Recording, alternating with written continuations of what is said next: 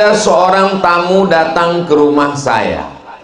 Dia bercerita tentang seorang ibu punya anak 4, mobilnya Alphard, meninggal hari Jumat, sakitnya hari Selasa, malam Rabu, malam Kamis, malam Jumat, 3 malam 4 hari tidak ada satupun anaknya yang mau membawa ke rumah sakit. Bukan karena miskin, bukan karena nggak ada mobil, dan orang tua meninggal. Kasus yang lain, ada seorang ibu sakit terbaring 5 tahun di dalam kamar, tidak bisa bangun, umur di atas 70, anak perempuannya menjenguk hanya sekali, dan biaya perobatannya 1 bulan 10 juta. Anak perempuannya hanya membantu 1.800.000 selama 5 tahun. Bukan dia miskin, uangnya banyak. Kasus yang ketiga, seorang ibu. Ini kok ibu terus? Memang ibu-ibu bermasalah. Seorang ibu, kata anaknya yang ada di Jakarta, tolong bawa ibu jalan-jalan ke Jakarta. Sampai di sana medical check up, diperiksa dari ujung rambut sampai ke ujung kaki. Lalu dokter mengatakan ini ibu gulanya tinggi. Akhirnya si anak tidak ngasih ibu makan nasi selama 3 bulan. Akhirnya sempoyongan dan tumbang. Dibawa ke rumah sakit. Dokter bertanya, ibu ini kurang gizi. Fakta, nyata, true story, tidak dibuat-buat. Kasus yang keempat, satu oknum calon dokter diminta, dituntut, ditekan senior, atasan, stres, depresi, bunuh diri. Beritanya bisa dicari www.google.com. Akhirnya karena anak tidak lagi terdidik, maka tadi sebelum kemari saat makan saya melihat di TV anak-anak yang tidak bisa dididik oleh orang tua akan diserahkan ke tentara. Silakan daftar segera. Mau dibawa kemana hubungan kita, Besti? Tidak ada solusi lain. Daftarkan anak Anda segera ke Ummu Sabri. Tunggu dulu. Sebelum tanggal penutupan berikut ini, ingat, kuota terbatas. Bapak Ibu yang dimuliakan Allah Subhanahu wa Ta'ala, ini yang di hadapan saya ini orang hebat-hebat semua, jenderal-jenderal bintang 4. Kalau sampai bintang 5 itu penghormatan, kalau bintang 7 sakit kepala. Di hadapan saya dokter-dokter spesialis, hakim-hakim agung, orang-orang hebat, sarjana-sarjana, ibu bapak hebat di bidangnya masing-masing. Tapi dalam pendidikan anak, kita bukan apa-apa dan bukan siapa-siapa. Betul lu? Tuh ngaku semua. Saya insya Allah kalau disuruh tausiah tablik akbar di gor, gedung olahraga, di lapangan sepak bola, di stadion, tidak angkuh, tidak sombong, bismillah, tawakkaltu 'alallah, la haula wala quwata illa billah. Tapi kalau disuruh mendidik anak TK 1 kelas, innalillah. Memang Ustaz pernah nyoba? Pernah saya coba. Ustaz datang ke TK kami ceramah. Oke, siap. Saya sangka mau menceramahi bapaknya, rupanya anaknya. Begitu saya coba ceramah 5 menit, Assalamualaikum warahmatullahi wabarakatuh. Alhamdulillahilladzi bini'matihi tatimmus shalihat. Wassalatu wassalamu ala sayyidis sadat. Saya sudah mencoba ayat dan hadis, satu pun anak TK itu nggak ada yang peduli. Mereka tetap mengecek gigi. Ini saya berpikir nih, kalau saya teruskan ini harga diri saya bisa hilang di TK ini. Akhirnya supaya jangan sampai hilang down saya, lalu saya minta kepada mohon maaf panitia, bisa kepala TK-nya hadir. Datang kepala TK-nya kecil, tiba-tiba berdiri ibu kepala TK, lalu dia bilang ke anak TK semua, tepuk anak soleh, anak soleh, sayang mama, sayang guru. Selesai. Dalam hati saya, kalau tahu begitu ngapain nggak saya aja. Ternyata bukan tepuknya, tapi orang yang memberikan tepukan itu.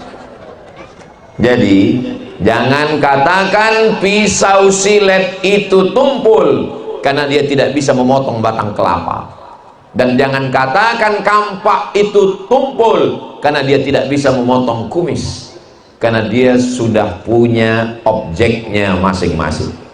Ibu, bapak, wanita karir, pergi pagi pulang petang, peras keringat, banting tulang, tunggang langgang, lintang kukang. Tidak ada yang bisa mendidik anak kita kecuali lembaga pendidikan yang sudah teruji. Maka tidak ada jalan lain, masukkan ke Ummu Sabri. Dia memang setiap 5 menit diulang terus. Ini Ummu Sabri bukan kekurangan santri. Ummu Sabri tidak kekurangan siswa dan siswi. Dia sudah malah berlebih-lebih, sudah 2000 orang. Lalu untuk apa Ustadz omongin terus? Saya ingin menyelamatkan anak bangsa kita supaya selamat dari narkoba. Amin. Selamat dari zina, selamat dari LGBT, selamat dari lem kambing, selamat dari pil anjing gila, selamat dari spiritus. Kok spiritus Pak Ustadz? Saking kan inginnya mabuk, mau beli sabu-sabu mahal, mau beli ganja mahal, akhirnya beli Pertamax. Rencana mau mabuk, enggak mabuk juga karena isinya solar. Akhirnya mabuk spiritus yang dulu waktu kita kecil untuk lampu strongkeng, disiramkan ke kopi, rencananya mau mabuk, begitu diminum bukannya mabuk, mati langsung. Saudara yang dimuliakan Allah Subhanahu wa taala, bangsa kita bangsa yang besar, dari Sabang Aceh sampai Papua, sumber daya alamnya luar biasa. Kalau generasi ini hancur, kita akan terjajah sekali lagi. Cukup kita dijajah oleh Belanda, kita dijajah oleh Jepang, hampir dijajah oleh komunis. Ke depan kita mesti menjadi tuan rumah di negeri kita sendiri, insyaallah. Amin ya rabbal alamin. Bagaimana hubungan Sulawesi Tenggara dengan Ummu Sabri? Sulawesi Tenggara itu prinsipnya, pertama maju, yang kedua apa tadi ya? Aman, yang ketiga sejahtera. Mudah cara ngingatnya, mas. Maju, aman, sejahtera, ujungnya R, mas R. R-nya religius. Terus tadi Ustadz kok enggak ingat? Saya pura-pura, saya mau ngetes jamaah aja. Lalu apa hubungan Sulawesi Tenggara dengan As-Sabri? M pertama, maju. Syarat untuk maju sudah dimiliki para siswa-siswi karena kurikulum mereka Cambridge, Inggris, bahasa Inggris. Sudah dites oleh Menteri Pendidikan, langsung datang ngajar anak kelas 2 pakai bahasa Inggris. Anaknya aja begitu, apalagi bapak ibunya. Ladies and gentlemen, kepala buku distempel semen. Aman kalau anaknya ngerti agama, tahu membedakan mana halal, mana haram, mana yang baik, mana yang buruk, maka insya Allah Sulawesi Tenggara aman.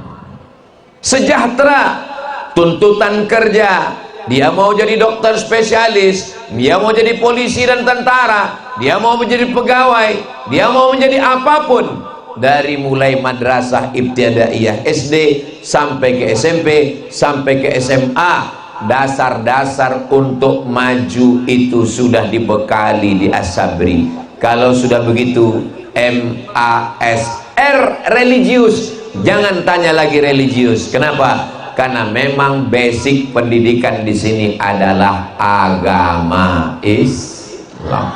Tentu kita tidak mengurus saudara kita masalah beberapa agama di Indonesia. Wala ana abidum ma'abattum wala antum abiduna ma'abud lakum dinukum waliyadin. Letaknya strategis di tengah kota, di seberang kantor wali kota. Pegawai mengantar anak pagi jam 7 berangkat dari rumah, masuk pintu gerbang, turunkan anak, keluar masuk kantor, bapaknya ibunya tenang karena anak sudah dididik. Pulang sore jam 4, habis sholat asar, jemput anak pulang ke rumah.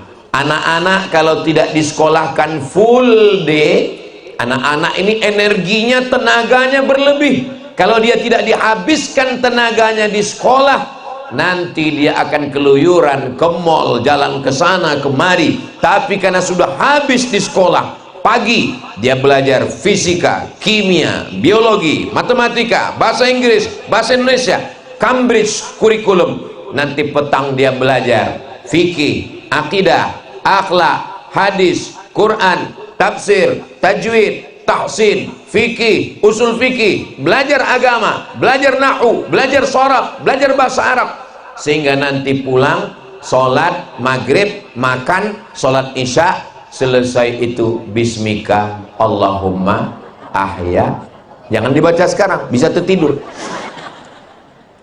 Kalau anak-anak ini energinya, otaknya, tenaganya tidak dihabiskan di waktu siang, nanti dia pulang ke rumah, dia akan nonton TV, nonton sinetron. Apalagi di rumah itu sekarang TV sudah 4. Dulu awalnya di rumah itu TV cuma 1. Akhirnya bapak dengan ibunya rebut-rebutan remote. Bapaknya mau nonton bola, ibunya mau nonton hantu. Akhirnya terjadi pertikaian, konflik sampai ke pengadilan agama. Lalu hakim bertanya, kenapa bisa terjadi demikian? Gara-gara remote.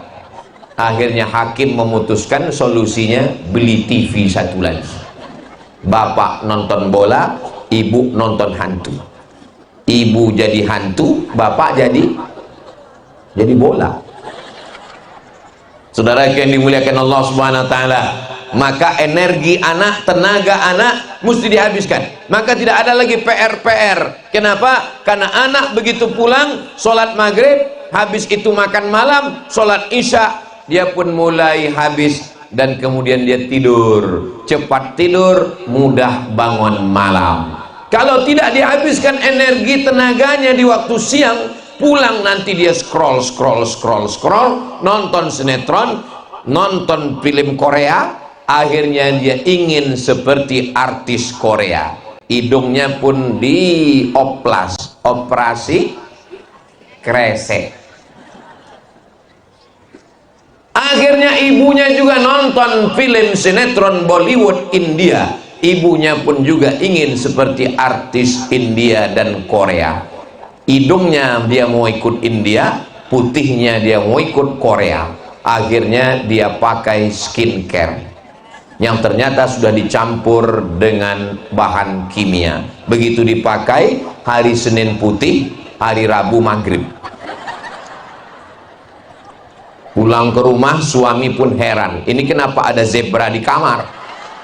Muka putih, leher hitam. Ustaz Somad ini saya kurang suka dengan ceramah dia, karena seringkali menyakiti perasaan saya. Saya terus terang kalau dengar dia tausiah tersinggung saya. Kunci dengar tausiah Ustaz Somad itu satu, jangan tersinggung. Ada beberapa jamaah tersinggung, pulang, meninggal. Allahumma salli ala sayyidina Muhammad wa ashghili zalimin bizalimin wa akhrijna min bainihim salimin wa ala alihi wa sahbihi ajma'in. Sallallahu rabbuna ala nuril mubin Ahmad al-Mustafa sayyidil mursalin wa ala wa sahbihi ajma'in wa ala alihi wa sahbihi ajma'in. Allahumma sholli ala sayyidina Muhammad. Mendidik dengan hati. Kenapa disebut dengan hati? Karena mata diperintahkan oleh hati, telinga diperintahkan oleh hati. Yang melangkah ke Ummu Sabri ini kaki, tapi kaki diperintahkan oleh hati. Hati itu di mana Pak Ustadz? Di dada sebelah kiri, berdegup dan berdetak.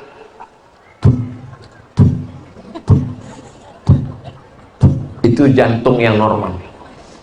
Tadi kata Ustaz hati, sekarang ngomongnya jantung.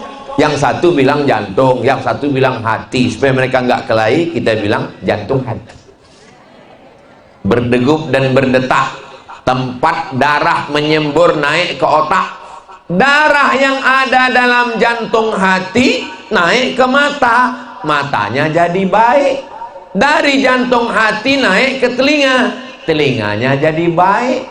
Dari jantung hati naik ke otak, otaknya jadi baik. Bapak ibu hafal semua ayatnya. Nasiyatin kazibatin khati'ah. Itu enaknya ceramah di Ummu Sabri ini, nyambung. Jamaahnya hafal Quran walaupun juz 30. Nasiyatin, ubun-ubun otak bagian depan. Kazibatin, pembohong. Khati'atin, penjahat, pelaku dosa. Loh, yang berdosa kan mata, yang berdosa kan tangan, yang berdosa kan kaki, yang berdosa kan telinga, yang berdosa kan kemaluan, yang berdosa kan lisan. Kenapa dikatakan yang berdosa otak, ubun-ubun bagian depan?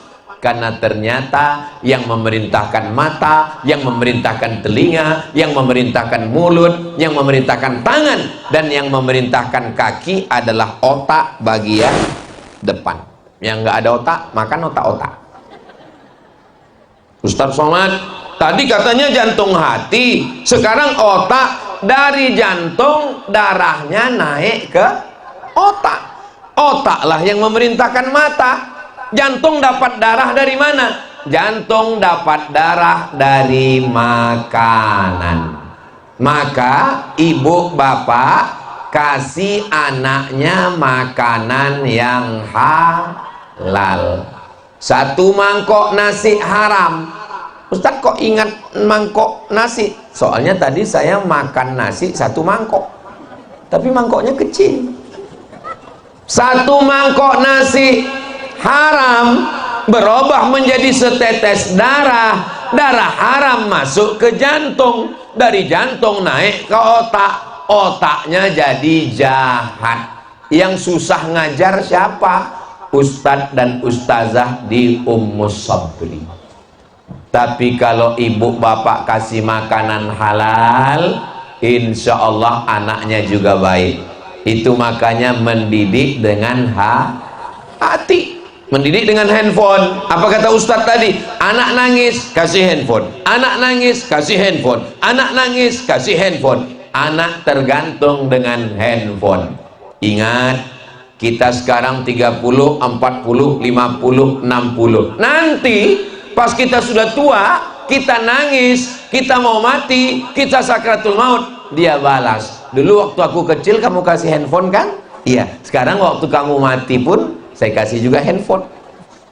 Mohon maaf ya ma, mohon maaf ya pak, mohon maaf ya ayah, mohon maaf ya ibu. Sebentar saya cari dulu aplikasi Yasin, dengar sendiri. Yang saya omongkan ini bisa terjadi atau tidak? Bisa. Tapi anak-anak kita di Ummu Sabri dikasih makanan yang halal, darahnya bersih, naik ke otak-otaknya bersih. Saya sudah banyak nanya ke ustadz dan ustazah guru yang ngajar di sekolah. Ibu sudah lama jadi guru, Bu. Sudah 40 tahun Ustadz Somad. Gimana rasanya ngajar? Ada anak-anak itu yang susah sekali ngajarnya Pak Ustadz. Nggak tahu entah dikasih makan apa di rumah. Makanannya tetap nasi, makanannya tetap cumi, makanannya tetap kepiting, makanannya tetap ikan, tapi dikasih dari uang yang haram. Itu mengapa pesan Allah dalam Al-Quran, kulu, makanlah min thayyibat, yang baik-baik saja. Saya yakin dan percaya ini yang hadir ini semua makanannya baik-baik semua. Kalau nggak baik, nggak mungkin dia mau melangkahkan kaki datang. Bapak Wakil Gubernur di tengah kesibukan hadir, bapak-bapak yang diminta untuk mewakili hadir karena satu dan lain hal, karena kesibukan. Adapun yang lalu-lalu mungkin kita punya dosa, pernah makan haram, mudah-mudahan Allah mengampunkan semua dosa-dosa kita insya Allah. Allah kayak bersih aja Ustadz Somad itu ngomong. Memangnya Ustadz gak pernah makan haram? Pernah. Hah? Ustadz pernah makan haram? Kapan Ustadz? Waktu siang bulan puasa nggak puasa. Masa Ustadz Somad pernah nggak puasa? Dulu waktu masih sekolah saya puasa, datang kawan saya ngajak makan siang, Mat. Saya bilang haram. Ini ada soto. Oke. Pengaruh teman, pengaruh kawan di luar sana luar biasa. Tapi di Ummu Sabri temannya baik-baik. Tapi kami jauh dari kota Kendari Ustadz, kami di provinsi, kami jauh, kami di kabupaten kota. Nggak ada halangan, karena di sini ada asrama, di sini ada boarding, di sini ada pesantren yang kebetulan rumahnya di Kendari, antar pagi pulang sore. Alhamdulillah Pak Ustadz, anaknya sudah baik, anaknya baca Quran, anaknya udah sholat. Yang jadi masalah ini Pak Ustadz, siapa Bu? Suami saya. Mudah-mudahan nanti Ummu Sabri juga membuka pesantren khusus untuk bapak-bapak, namanya Abu Sabri di belakang. Jadi bapak-bapak yang nggak sholat, yang nakal, yang mancing nggak pulang-pulang, mancing keributan, nah itu diserahkan di sini, namanya pesantren kilat hari Sabtu dan Ahad. Ibu setuju? Setuju mereka Ustaz. Berarti ada peluang. Saudara yang dimuliakan Allah Subhanahu wa taala. Jadi mendidik dengan hati ini kita mesti kerjasama dengan baik. Bapak ibunya di rumah kasih makanan halal, gurunya di Ummu Sabri mendidik dengan tenang. Ibu bapak nggak bisa bayar anak-anak ini dengan duit lalu katakan ke guru, wahai guru, didik anak saya gaji kamu. Oh, tidak begitu guys. Guru bukan pegawai laundry, guru bukan pegawai kebersihan, guru bukan pegawai karyawan yang digaji. Guru adalah orang mulia. Yang bapak ibu bayar tiap bulan itu bukan ilmunya, bukan perhatiannya, bukan tetes peluh keringat air matanya, bukan doanya saat mengajar anak ibu, tapi waktunya. Sebetulnya ustadz dan ustazah, bapak ibu guru ini bisa ke laut, bisa nanam sawit, bisa bisnis, tapi karena dia punya jiwa mendidik, maka dari pagi, siang, petang dia didik anak bapak ibu. Waktunya itulah yang dibayar sebagai kompensasi. Ini keyakinan yang mesti diluruskan di kepala orang tua. Ini sekarang banyak orang tua mentang-mentang dia kaya, mentang-mentang duitnya banyak, mentang-mentang dia pejabat, lalu enaknya saja datang, mana guru kamu? Mana? Oh tidak begitu, saya tidak sanggup mendidik anak saya sibuk, saya jauh. maka saya serahkan ke lembaga pendidikan. Assalamualaikum Ustaz, ini anak saya namanya Mizian Hazik Abdillah, ini anak saya namanya Sami Ahmad Mesbahi Ibadillah, tolong didik mereka ya. Guru bukan lawan, guru bukan musuh, guru adalah partner yang menolong kita. Bapak Ibu, aku tidak sanggup mendidik anakku Pak, tapi Ustaz Somad kan Ustadz. Iya, tapi saya spesialis tablik akbar. Ini anakku ini mesti dididik dengan baik. Akhirnya anak saya dididik di sekolah dengan baik. Lalu kemudian weekend akhir pekan saya panggil, Hazik, baca surat-surat pendek.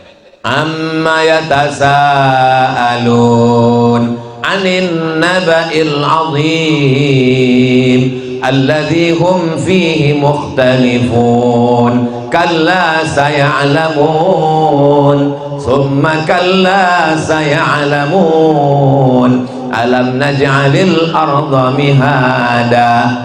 Beberapa tahun yang lalu dia masih TK, dia sudah hafal juz amma.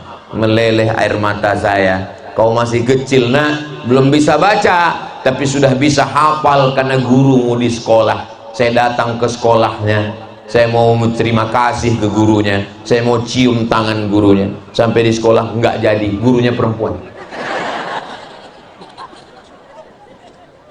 Kalau kita belum bisa memberi mereka hadiah, kalau kita belum bisa memuliakan, menghormati mereka, maka paling tidak doakan mereka, balas jasa mereka, ungkapkan terima kasih kita.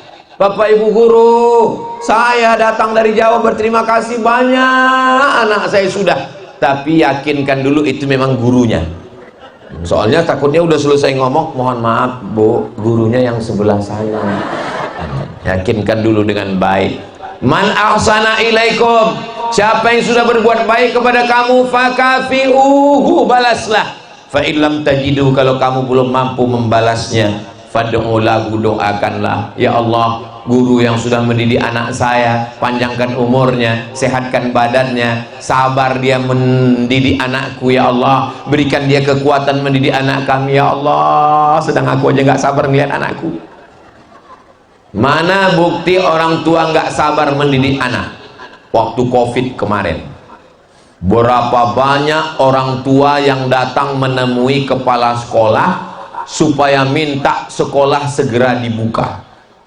Yang ngomong ke saya kepala sekolah, Ustaz Somad, ini COVID, pemerintah ngelarang ada pertemuan karena takut penyebaran virus, bakteri, penyakit. Tapi orang tua mendesak supaya kepala sekolah membuka sekolah. Kenapa? Karena kami udah nggak tahan lagi di rumah. Betapa orang tua pun tidak mampu mendidik anak-anaknya. Maka ini salah satu kesadaran kita bahwa lembaga pendidikan, bahwa sekolah, bahwa pesantren itu menolong, meringankan beban kita. Betul apa tidak Bu? Terserah, Ibu bilang tidak pun saya tetap lanjut.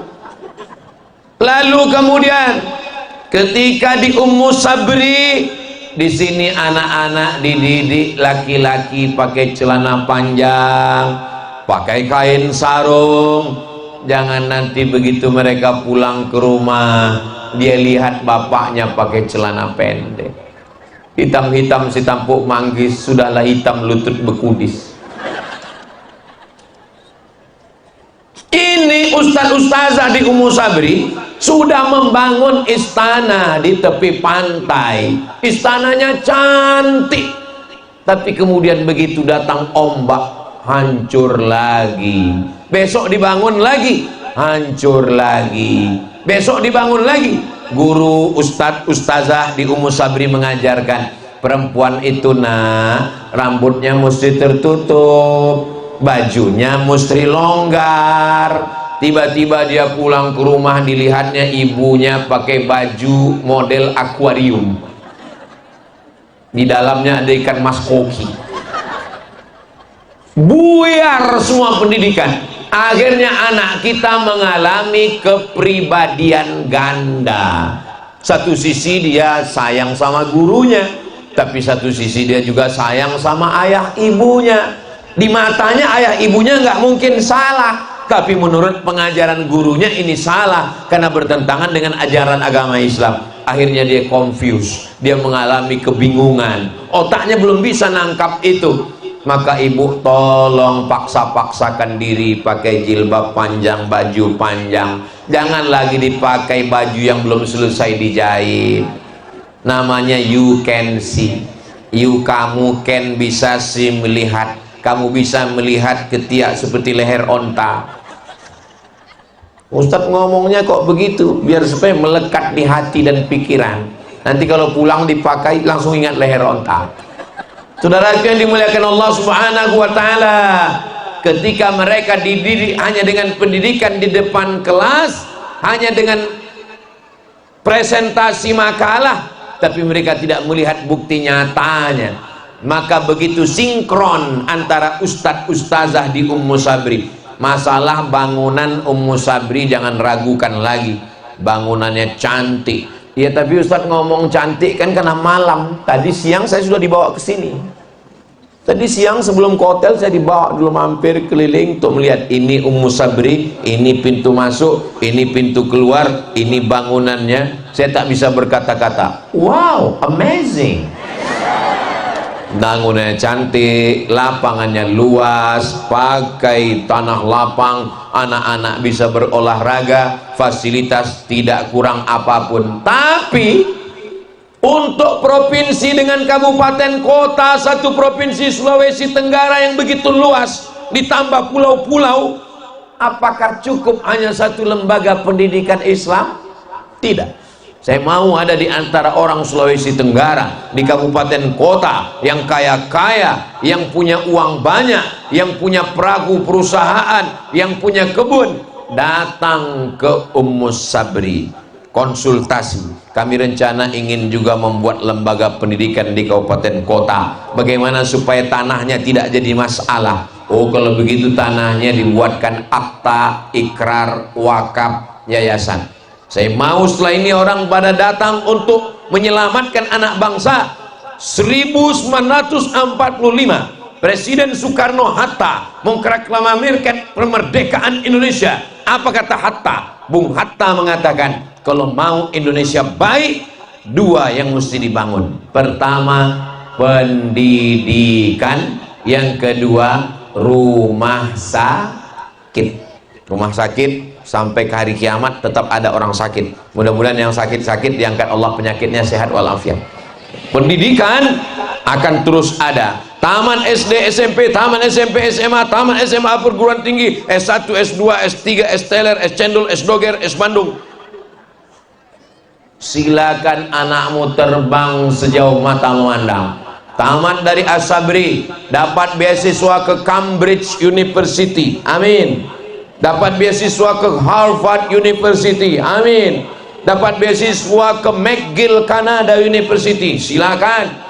Pertemuan timur dan barat, pertemuan sains dengan Islam. Di sini dia belajar Quran, belajar hadis. Di sini juga dia belajar fisika, kimia, dan bahasa Inggris. Maka saya tidak setuju kalau ada di antara ibu bapak maksa anaknya mesti sekolah agama. Nggak bisa. Mazhab saya tidak begitu. Saya tidak paksa anak saya, santri saya. Yang penting belajar agama itu pendidikan TK, SD, SMP, SMA. Adapun pendidikan tinggi jangan paksa dia. Ustaz Somad, gimana cara berangkat ke Mesir? Oh, ini sekarang lagi buka ini Kementerian Agama tes ke Mesir. Yang mau ke Mesir ini bapak apa anaknya? Saya, Pak Ustaz. Kalau gitu bapak aja yang ke Mesir. Anaknya nggak mau. Anak nggak mau, dipaksa juga berangkat. Akhirnya anaknya berangkat, pulang, dia nggak jadi ustadz, jadi Fir'aun. Orang dia nggak mau. Sampai di sana dia belajar kepada Fir'aun aja. Tapi kalau anaknya yang mau, terus Ustaz Somad dulu, memang saya yang mau. Saya nyari informasi, saya ikut tes, saya dapat beasiswa. 98 saya berangkat, 2002 saya pulang, 2003 saya ke Malaysia, 2004 saya ke Maroko, 2006 saya tamat, 2007 saya ke Brunei, 2008 saya PNS, 2017 saya daftar S3 ke Sudan, 2019 saya doktor, 2020 profesor di Brunei. Memang keinginan saya. Jadi kalau anaknya mau, support, silakan. Anak-anaknya sudah siap, bahasa Inggris oke, bahasa Arab oke, tapi bahasa dengan ibunya juga jangan sampai lupa. Saya tidak mau anaknya ngomong Inggris lancar, anaknya ngomong bahasa Arab mantap, tapi dia tidak punya bahasa berbicara dengan ibunya. Dia pulang sekolah, dia mau ngobrol dengan ibunya, dia bawa rapor nilainya. Mama, tadi adik nilainya tinggi. Ibunya sibuk scroll, mau lihat bagaimana bulu mata yang lentik, begini atau begini. Ibu sudah di kantor dari jam 8 pagi sampai jam 5 sore. Masuk jam 8, 9, 10, 11, 12, isoma, istirahat, sholat, makan, jam 1, jam 2, jam 3, jam 4, pulang. Tolong handphonenya mati. Tolonglah dengan keluarga. Sholat maghrib, makan, sholat isya, jam 8 selesai. Ibu sama anak tinggal punya waktu 2 jam. Jam 9, jam 10. Tolonglah yang 2 jam ini jadi istri. Bapak juga begitu. Bapak sibuk pergi pagi, pulang petang. Berangkat, anak sudah tidur. Pulang, anak juga sudah tidur. Berangkat, anak belum bangun tidur. Pulang, istri sudah tidur. Akhirnya anak ketemu dalam mimpi. Ya, tapi Ustaz Somad kan kami lihat sering juga pergi-pergi keluar-keluar. Saya berangkat hari Jumat, malam Sabtu, malam Ahad, malam Senin. Saya kemana-mana pergi hanya 3 malam. Senin saya pasti pulang ke rumah, nggak boleh lebih, dikhawatirkan nanti buka cabang. Hari Senin saya pasti pulang ke rumah. Hari Selasa, hari Rabu, hari Kamis saya bukan ustadz. Hari Selasa, hari Rabu, hari Kamis saya seorang suami, saya seorang ayah, saya seorang guru. Jadi hari Selasa, hari Rabu, hari Kamis saya nyetir bawa istri ke pasar belanja. Hari Selasa, hari Rabu, hari Kamis saya seorang ayah yang menggendong anak, menggantikan pampersnya. Saya hari Selasa, hari Rabu, hari Kamis adalah seorang guru di pondok yang ngajar. Hari Selasa, hari Rabu, hari Kamis saya adalah seorang suami dan seorang ayah yang menggendong, menenteng anak, membawa jalan-jalan ke mall, ngawal anak main-main. Gak mungkin juga Selasa, Rabu, Kamis saya jadi ustadz lalu anak saya datang, ya ayyuhalladzina amanu. Kapan lagi dia merasakan punya ayah? Kapan lagi dia merasakan sosok seorang ayah? Kapan istri saya merasakan mendapatkan kasih sayang seorang suami? Maka saya katakan ke istri saya, aku ini seperti kain pendek. Aku laki-laki yang tak sempurna. Aku seperti kain yang pendek, kalau ditarik ke bawah kaki tertutup, kepala terbuka. Kalau ditutup ke kepala, kakiku terbuka. Maksud saya memang tidak tiap hari di rumah, tapi untuk menutupi kekurangan saya, Selasa, Rabu, Kamis saya tetap berada di rumah. Saat di rumah, maka ibu, bapak, jadilah seorang ayah. Datang seorang anak, tunjukkanlah. Saya tahu ibu orang kaya, pembantunya banyak. Saking kan kayanya, pembantu 10 orang, ada satu pembantu khusus mengorekkan telinga sebelah kanan aja, yang kiri lain lagi. Saking kan kayanya. Tapi tolonglah Bu, untuk buat teh manis ibu yang buatkan, ibu yang ngangkatkan, kasihkan suami. Kompornya sama, termosnya sama, ceretnya sama, gelasnya sama, airnya sama, tehnya sama, tapi rasanya beda kalau kalian yang buat Bu. Ini bukan masalah teh, ini masalah rasa. Kalau sikit-sikit yang buat adalah pembantu, asisten rumah tangga, ibu tinggal duduk scroll, akhirnya nanti bapak mau minta teh, datang teh, nasi, datang nasi, gule, datang gule. Nanti pas masanya libur Idul Fitri, 10 hari menjelang Idul Fitri, asisten rumah tangga pulang kampung, anaknya nangis, "Mbak, jangan pulang. Siapa yang nyuap adik besok makan?" Yang khawatir bukan cuma anaknya nangis, suami ibu nangis juga.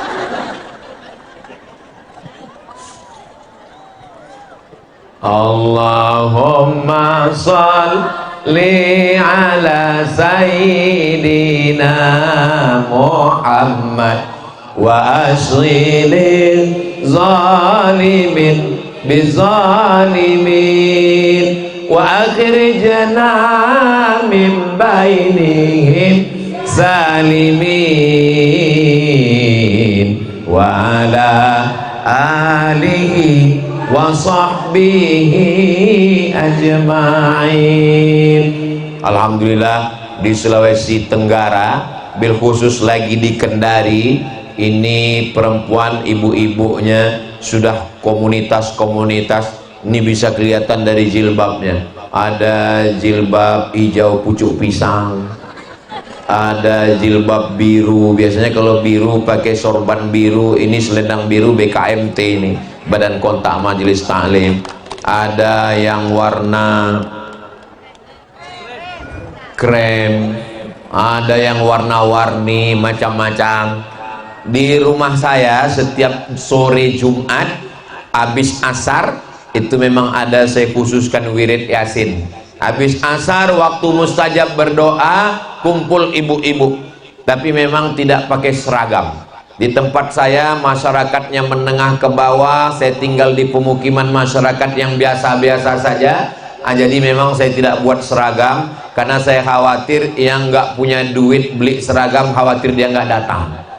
Tapi ibu yang sudah punya seragam, mantap, teruskan. Nah, langsung sorban saya jatuh karena cerita seragam.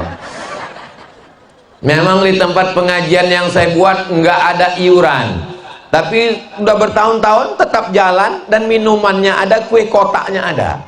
Saya bilang yang ada duit silakan kasih, masukkan ke kotak, yang nggak ada nggak apa-apa. Saya nggak mau kalian nggak datang hanya karena nggak punya seragam.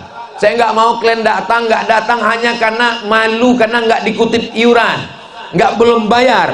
Yang penting datang. Ngaji ini kuncinya 4D: datang, duduk, dengar, diam. Ngantuk-ngantuk dikit diampunkan Allah. Yang namanya wirid Yasin pasti ada orang ngantuk. Yasin ngantuk. Pas giliran kui datang, bangun. Jangan dimarahi. Selagi dia mau datang itu sudah alhamdulillah. Ustadz selalu ceramah, yang paling banyak masuk neraka adalah perempuan. Lalu perempuan juga bilang, yang paling banyak masuk surga juga kami. Karena memang makhluk itu yang paling banyak laki-laki apa perempuan? Perempuan. Bukan cuma perempuan, bukan cuma manusia, hantu pun paling banyak perempuan. Nyi Blorong, Sundel Bolong, Mak Lampir, kuntilanak, suster ngesot, nenek sihir. Tolong saya minta ke ibu-ibu lapor ke Komisi Perlindungan Perempuan. Tolong ibu komplain, kenapa setiap film hantu, hantunya perempuan, pocong perempuan, padahal laki-laki juga kan pakai kain kapan. Dan ketawanya, kenapa ketawa hantu itu perempuan? Kiki. Tapi yang paling banyak sakit kepala laki-laki. Coba nanti buka di internet, iklan sakit kepala, paling banyak laki-laki. Dan menurut sensus yang paling banyak gila laki-laki. Jadi intinya tolong tenangkan dulu, bahwa sehebat apapun laki-laki, semantap apapun karirnya, di balik laki-laki yang hebat ada dua perempuan yang luar biasa, ibu dan istri. Ini di atas ini laki-laki hebat semuanya dilahirkan oleh perempuan. Ada yang dilahirkan bencong? Nggak ada. Maka didik, ibu punya anak perempuan, didik dia menjadi perempuan yang baik-baik. Kalau perempuan itu baik, Saya ceramah ini malam ini aja, malam ini yang menguasai medan lapangan ini laki-laki apa perempuan? Perempuan. Ustadz yang dikasih pentas khusus. Ini kami laki-laki malam ini kaum minoritas ini. Saudara yang dimuliakan Allah Subhanahu wa taala. Makanya saya buat pondok pesantren perempuan. Namanya Ma'had Az-Zahra, perempuan. Yang laki-laki namanya Nurul Azhar. Ditanya orang, kenapa Ustadz buat perempuan? Karena kalau perempuan baik, dia akan melahirkan anak yang baik, menantunya jadi baik, cucunya jadi baik, suaminya jadi baik. Suami yang nakal, penjahat, koruptor, minum khamar, sabu-sabu, tapi begitu dia taubat, saya datang ke rumahnya, setiap ulama-ulama yang datang dijamu, lalu dia ngomong, Ustadz Somad, saya ini dulu orangnya tidak baik Ustadz. Dalam hati saya, Bapak nggak ngomong, saya udah tahu. Tapi saya menjadi baik ini Pak Ustadz, dalam hati saya, ini jangan-jangan dia jadi baik karena dengar ceramah Ustadz Somad ini. Saya ini bertaubat Pak Ustadz. Ya, saya sudah tahu jawabannya, pasti karena ceramah TikTok Ustadz Somad kan. Saya ini jadi baik sekarang Pak Ustadz karena istri saya. Oh, bukan karena saya. Istri Bapak ustazah? Enggak, istri saya perempuan biasa. Tapi kalimat dia masuk ke hati saya Pak Ustadz, masuk ke pikiran saya Pak Ustadz. Memangnya istri Bapak ngomong apa? Dia ngomong nggak banyak-banyak Pak Ustadz. Dia cuma ngomong 5 kata. Nanti kalau abang mati gimana? Nggak ada dia ceramah sampai 1 jam tablik akbar pakai pentas, pakai sound system, nggak ada. Ngomong cuma 5 kata. Nanti kalau abang mati gimana? Jadi bapak, ibu-ibu yang suaminya masih belum tobat, pulang dari sini, coba jurus ini. Nanti kalau abang mati gimana? Yang dari hati akan ke hati juga sampainya. Yang dari mulut cuman sampai di mulut. Namanya MLM, multi level marketing. Apakah yang saya omongin selama 1 jam ini sampai ke hati? Alhamdulillah. Tadi saya maju jam 9, jam 8 lewat 10. Saya belum ada ngelihat jam selama ceramah ini, tapi terasa semut kayak sudah naik ke atas. Maka saya lihat jam, rupanya sekarang sudah jam 9 lewat 10. Rupanya saya sudah berdiri 1 jam. Di mana-mana saya tausiah 1 jam. Tapi di Ummus Sabri ini lebih, karena saya kemari tidak lewat 3 tahun. Jadi saya lebihkan 1 jam 5 menit.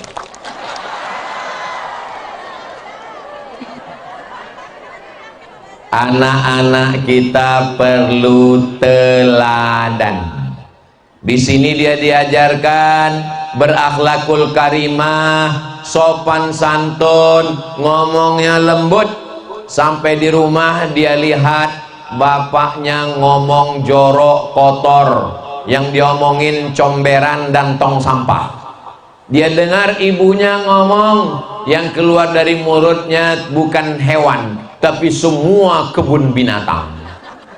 Maka dia mengalami kekacauan pemikiran. Di sini anak-anak diajarkan AI. AI akan mengalahkan kecerdasan manusia. Manusia kalau ditanya ada lupanya, tapi AI maka tanya apapun dia akan menjawab. Tapi ada yang tidak bisa dilakukan AI. AI tidak bisa membedakan mana hak, mana batil, mana bengkok, mana lurus, mana hitam, mana putih, mana baik, mana buruk. Karena AI hanya penyedia informasi yang bisa menyarankan dengan nasihat, dengan keteladanan. Yang tidak bisa dilakukan AI adalah hati, karena AI tidak punya hati. Jadi kalau ibu tidak mendidik dengan hati, ibu tidak punya hati, nanti ibu dipanggil oleh anaknya, hai mama AI. Suami kalau dia tidak punya hati, suami AI. Karena memang kita sekarang semuanya internet, semuanya online. Ngaji online, pinjaman online, game online, judi online, istri online, tapi nerakanya offline. Makanya malam ini jamaah ini hadir. Selama 3 tahun ini kami online Ustadz. Kami nonton ceramah Ustadz di channel Ustadz Abdul Somad Official. Subscribe, like, share, and comment. Malam ini kami mau offline. Tadi begitu pesawat landing, lalu kemudian saya lihat di kaca ada percikan hujan. Saya lihat langit mendung gelap. Saya tanya Ustadz, nanti malam kita di mana Ustadz? Di Tanah Lapang Ustadz Somad. Innalillahi wa inna ilaihi raji'un. Tapi waktu tadi sore di bawah, oh masjidnya besar. Berarti nanti malam kalau hujan bisa pindah ke masjid. Suasana hati tenang. Rupanya doa orang yang soleh dan solehah, walaupun tidak ada bintang, gelap, hujan tertahan. Begitulah kabulnya doa jamaah malam hari ini. Maka apa maksudnya? Manfaatkan lisan yang terkabul doa untuk mendoakan anak-anak. Sholat hajat. Sholat hajat tidak mesti malam. Sholat hajat bisa setelah sholat doa. Sholat hajat bisa setelah sholat isyraq. Sholat hajat bisa setelah sholat zuhur. Sholat hajat bisa setelah tahajud malam. Bagi yang pakai usolli sunnatal hajat. Bagi yang nggak pakai usolli, nggak pakai usolli. Allahu Akbar. Jangan kelahi masalah usolli nggak usolli. Ini ikhtilaf antar ulama. Yang penting substansinya berdoa. Tapi berdoa baca Quran bagus, berdoa habis baca Yasin bagus. Yang paling bagus adalah berdoa setelah selesai sholat hajat. Ayatnya Pak Ustadz, saya kalau setiap menjelaskan sholat pasti jamaah nanya, ayatnya Pak Ustadz kayak banyak hafalan aja. Ya kulhu itu apalagi, kul wallahu ahad. Nah, di sujud terakhir minta sama Allah. Tapi saya nggak bisa bahasa Arab Pak Ustadz. Yang nggak bisa bahasa Arab mintanya dalam hati pakai bahasa masing-masing. Selamatkan anakku dari narkoba, selamatkan anakku dari playboy cap tupai, selamatkan anakku dari lem kambing, selamatkan dia ya Allah, bukakan pintu hatinya belajar ya Allah. Di sujud terakhir setelah salam minta lagi sama Allah. Al-Fatihah artinya pembuka, membuka pintu hati yang terkunci, membuka pintu pikiran menerima pelajaran. Bacakan, ya Allah bukakan pintu hati anakku Al-Fatihah, bukakan pikirannya Al-Fatihah, selamatkan dari perbuatan aniaya zalim Al-Fatihah, jangan sampai dia membuli teman-temannya Al-Fatihah, buat guru-gurunya sayang mendidik dia Al-Fatihah. Berapa kali Pak Ustaz? Sebanyak-banyaknya. Karena mulut lisan membaca subhanallah, alhamdulillah, la ilaha illallah, Allahu Akbar. Tapi kalau anaknya nanti libur sekolah, ini nanti habis ujian semester pulang, diminta ngasih kultum, ngomong bahasa Inggris di masjid, orang nanya, itu anak ibu ya? Iya. Yang di Ummu Sabri, betul. Hebat dia anak ibu. Siapa dulu mamanya? Jangan sombong, jangan angkuh, segera balikkan kepada Allah. Subhanallah walhamdulillah wala ilaha illallah wallahu akbar wala haula wala quwwata illa billahil aliyyil azim. Jangan sampai kita merasa anak saya karena saya, enggak, semuanya karena Allah. Hebat anaknya ya, bahasa Inggrisnya pakai standar kurikulum Cambridge. Alhamdulillah. Ini anak ibu, alhamdulillah. Ini suami, innalillah.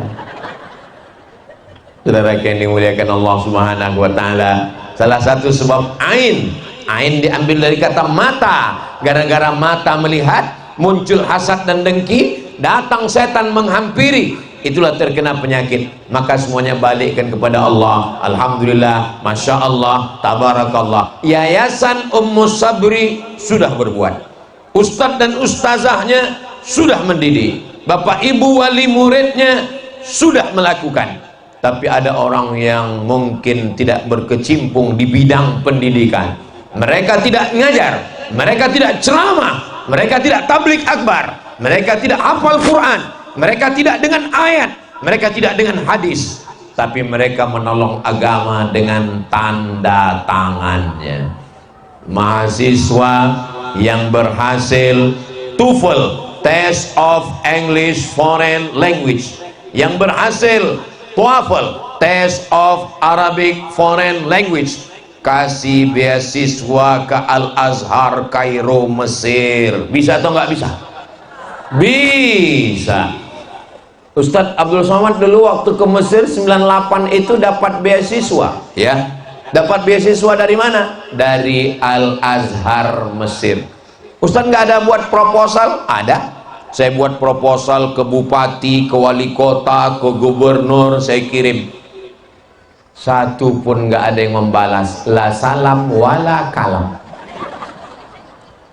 Apakah lalu karena nggak dibalas lalu saya nggak berhasil kuliah? Saya S1 Al-Azhar, saya S2 Darul Hadis Maroko, saya S3 Omdurman Islamic University Sudan, saya profesor dari Universitas Islam Sultan Syarif Ali Brunei Darussalam. Saya tetap sekolah. Andailah dulu mereka membalas surat saya itu, lalu dibelikan mereka saya tiket, mungkin malam ini mereka dapat aliran pahala di kubur mereka. Tapi memang dasar mereka nggak mau dapat pahala, itulah dia nggak ngasih saya beasiswa.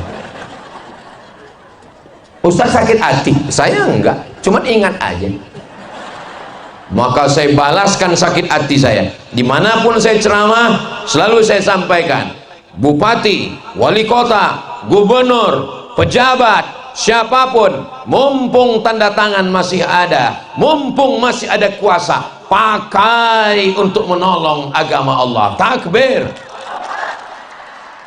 Memangnya kalau anak-anak Kendari, anak Sulawesi Tenggara belajar ke Al-Azhar Kairo Mesir, pulang jadi ulama, ada untungnya bagi saya? Enggak ada. Tapi saya dapat amal jariah sampai hari kiamat. Ibu setuju? Dari bunyinya kayaknya enggak setuju. Sebelum saya berangkat, almarhumah mak saya dipanggil ke Masjid Agung. Mak, ini ada yang balas mak. Datang mak saya ke Masjid Agung. Pulang dari Masjid Agung dia bawa, alhamdulillah kau dapat bantuan ke Mesir. Berapa mak? Buka 200.000 rupiah. Waktu itu 98 dolar sedang melambung krisis moneter. 1 dolar yang sebelumnya 2.500, 98 dolar melambung 20.000. Bulan Mei Presiden Soeharto jatuh karena reformasi akibat dolar yang melambung dari 17.000 naik ke 20.000. Pemerintah Republik Indonesia sudah menyiapkan pesawat untuk membawa mahasiswa dari Kairo pulang ke Indonesia. Pesawat Hercules yang nggak ada kursinya, jadi duduknya di lesehan.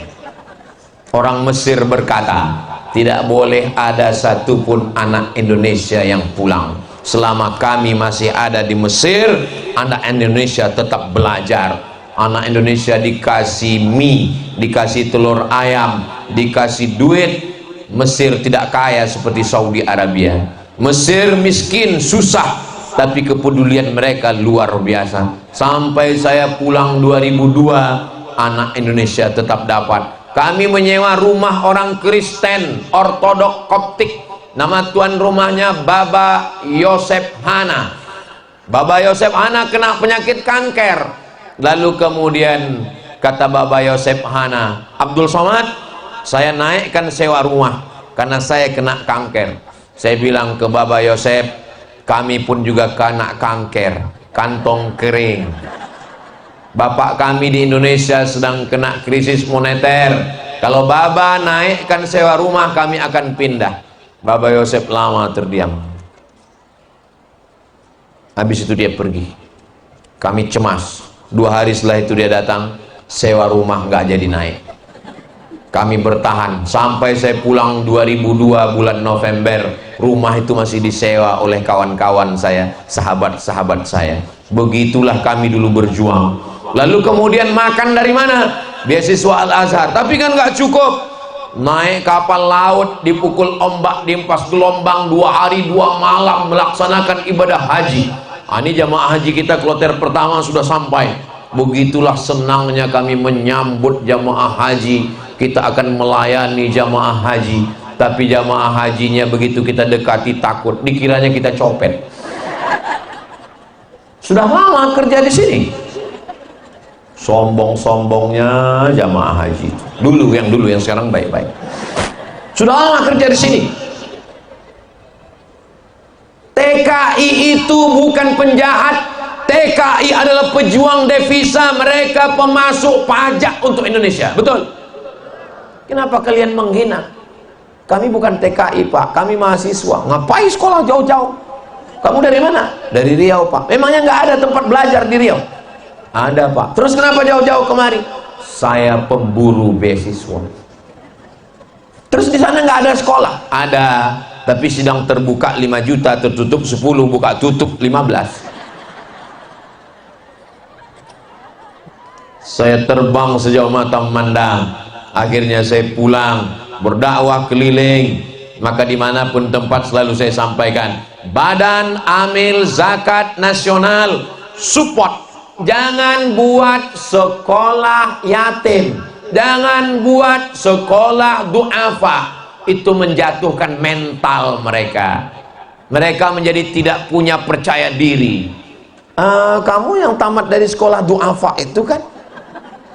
Nih Ummu Sabri, memang di sini ada yang nggak berbayar, memang di sini ada yang gratis, tapi tidak disebut mereka yatim, mereka tidak disebut, mereka disebut anak berprestasi subsidi silang.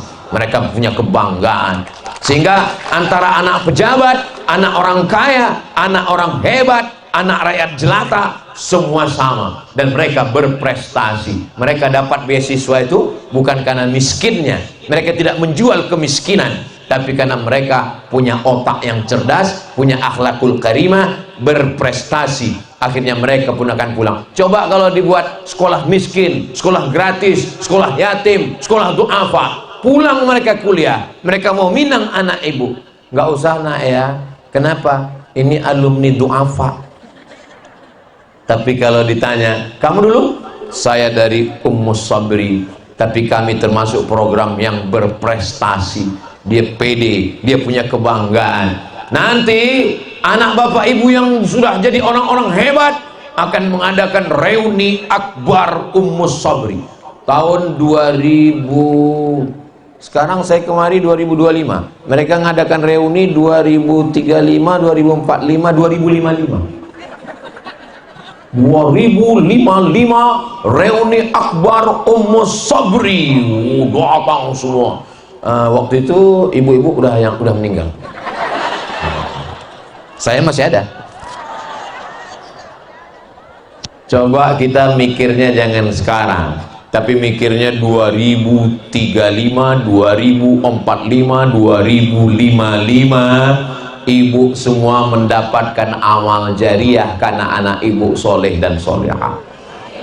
Bapak Kapolda, Bapak Danrem, Bapak Gubernur, Wakil Gubernur, Bupati, Wali Kota, ketika 2055 ada yang sudah pensiun, ada yang sudah meninggal, tapi mereka mendapatkan amal jariah karena mereka membangun masjid, mereka membangun sekolah, mereka menyediakan beasiswa. Harimau mati meninggalkan belang, gajah mati meninggalkan gading, manusia mati meninggalkan kredit. Manusia mati meninggalkan legasi, meninggalkan amal jariah. Saya tidak ada niat apa-apa, saya cuman kita mau ada yang saya sampaikan. Jangan sampai nanti ketika orang meninggal dunia ditanya Allah, ada kamu bangun sekolah, ada kamu wakafkan tanah, ada kamu beri beasiswa? Enggak ada, karena sibuk mengurus negara. Kenapa kamu tidak buat? Karena Ustaz Somad tidak pernah mengingatkan kami. Lalu saya ditanya, Abdul Somad, kenapa kau tidak pernah mengingatkan? Karena aku takut mereka tersinggung. Saya sampaikan apa yang ada di mulut saya, apa yang ada di hati saya. Niat saya tidak banyak, supaya kita semuanya mendapatkan amal jariah, insya Allah. Amin ya rabbal alamin.